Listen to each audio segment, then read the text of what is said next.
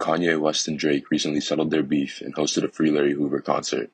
Various other celebrities have voiced their support for freeing Hoover, but plenty of people are still unaware of who he is and what he stands for.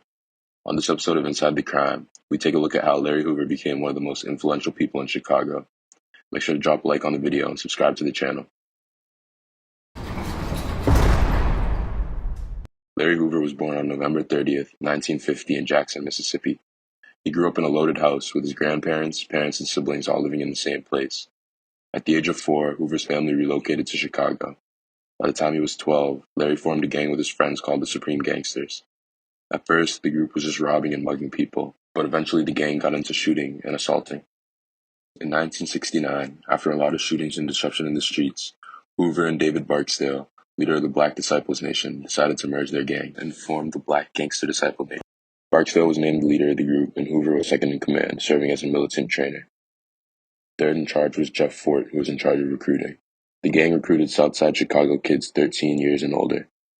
A few years into the system, a man called Shorty Mac joined, and the structure of the gang changed.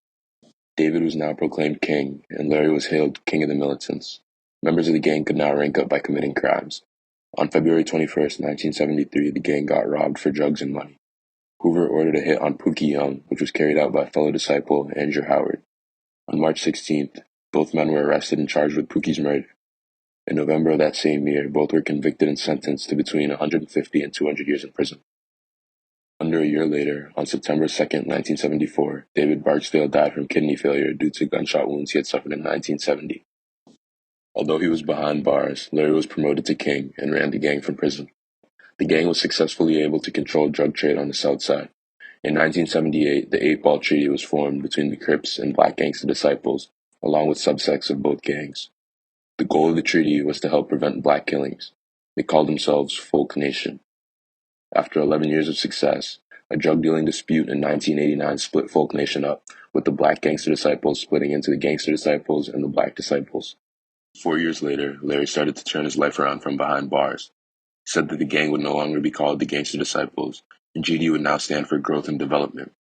During this time, Larry managed to change his reputation from violent gangster to hometown hero by having the GDs run charity events in Chicago and turning to peace over violence.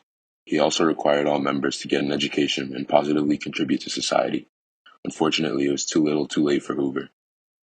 At this point, the FBI was 15 years into a 17-year wiretap investigation, and in 1995, Hoover was indicted on drug conspiracy, extortion, and continuing to engage in a criminal enterprise. In 1997, Hoover was found guilty on all charges, and another life sentence was tacked on.